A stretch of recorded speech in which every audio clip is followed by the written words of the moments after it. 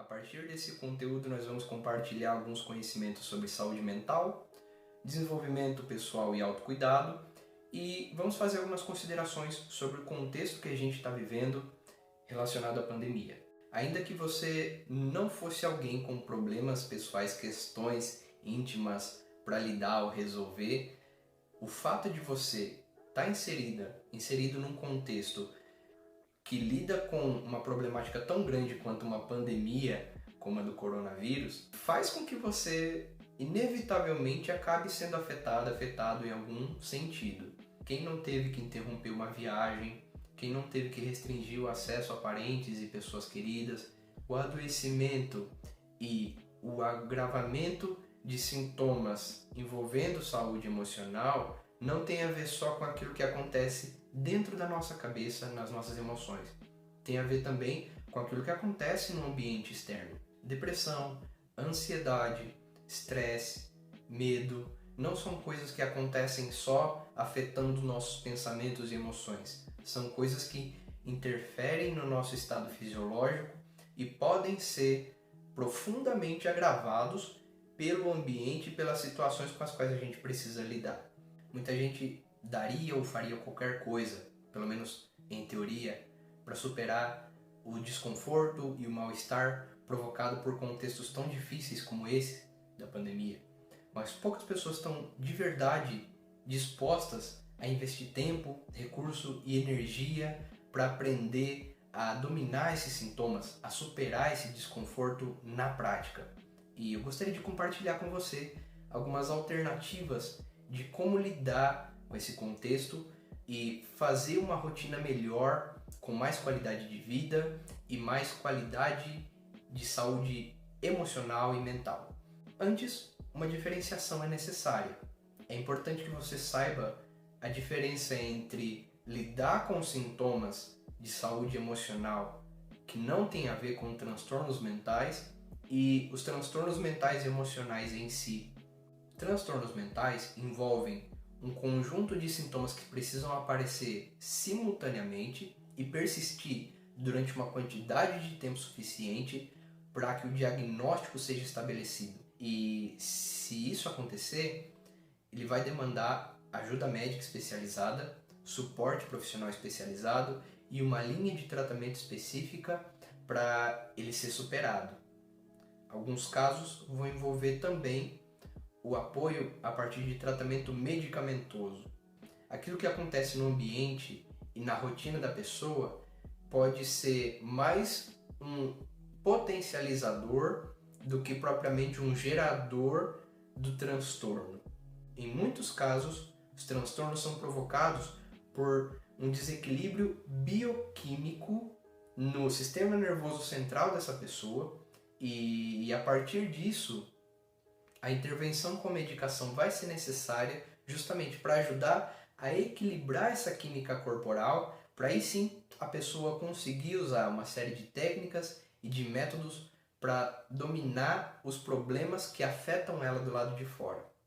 Agora, quando a questão não envolve um transtorno de fato e a pessoa é apenas afetada por alguns sintomas de ansiedade, de estresse ou de depressão por uma quantidade limitada de tempo, aí sim existem métodos, técnicas, recursos que podem ser implantados no dia a dia dessa pessoa para ajudar a superar esses sintomas que estão afetando ela. Geralmente esses sintomas são gerados de fato a partir de problemas externos, a partir de questões pessoais ou específicas, a partir de circunstâncias específicas e quando existe dedicação de tempo, energia e recurso para tocar nessas feridas, nessas questões específicas que afetam esse estado mental e emocional, então o problema é superado, a questão é resolvida.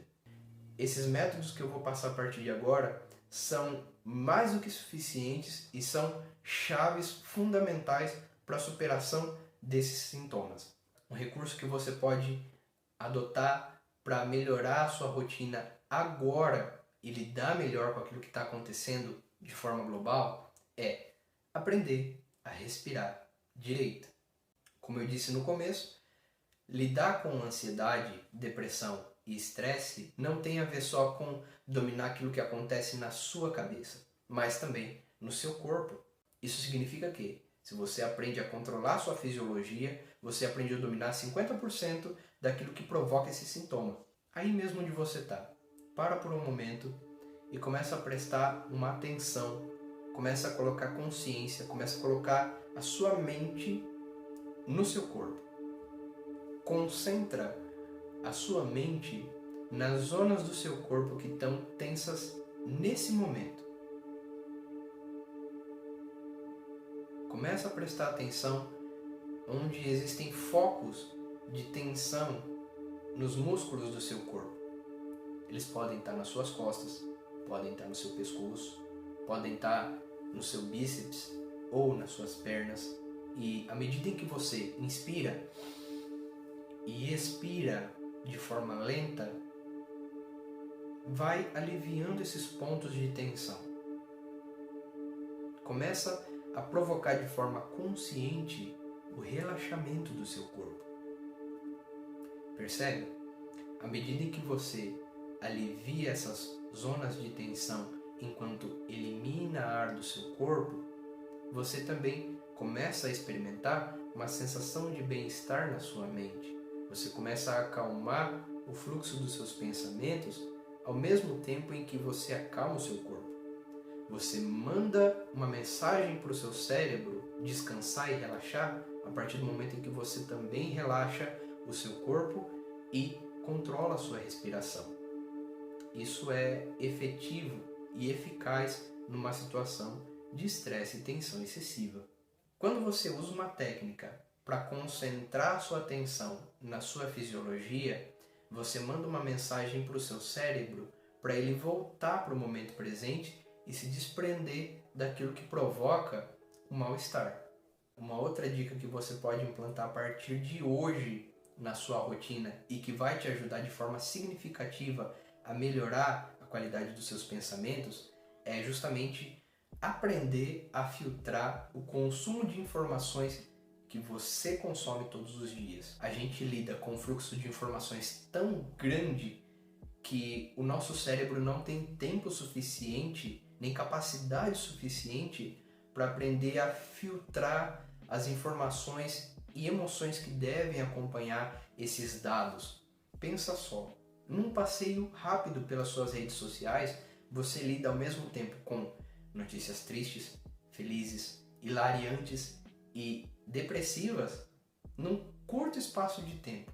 Você precisa aprender a respeitar o ritmo do seu cérebro, o ritmo da sua mente e fazer intervalos maiores de processamento entre uma notícia e outra.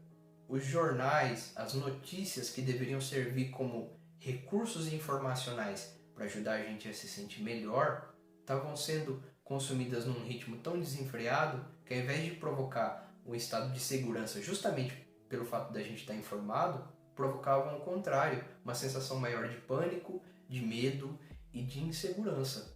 Uma outra dica tão importante quanto essas é aprender a colocar na sua rotina pelo menos uma atividade física. Segundo a Organização Mundial de Saúde, esse pode ser um fator diferencial para gerar qualidade de vida e bem-estar em momentos críticos como esse que a gente está passando.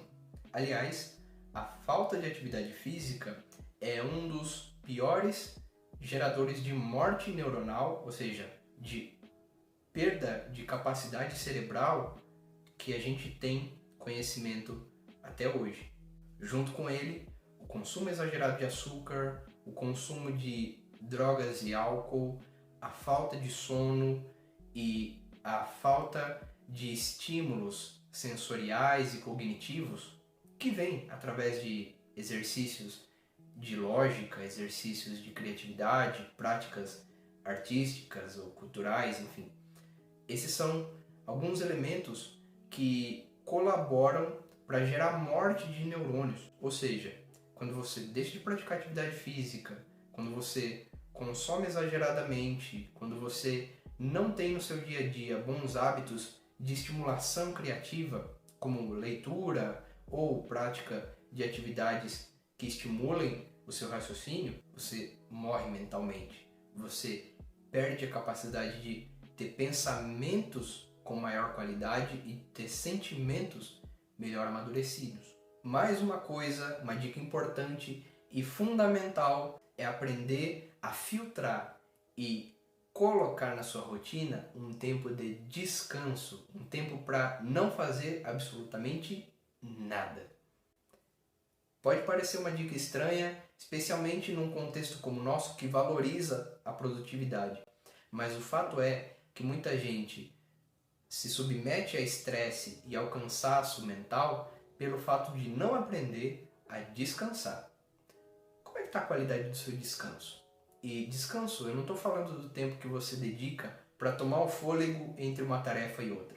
Eu estou falando do tempo em que você, mesmo não tendo absolutamente nada para fazer depois, pode se permitir descansar, repousar, dedicar um tempo para alguma coisa que não tem nada a ver com o trabalho, mas que mesmo assim pode agregar para a sua vida. E quando você tem um tempo de qualidade para o descanso, você agrega muito mais do que se você tentasse inserir mais e mais tarefas e coisas na sua rotina.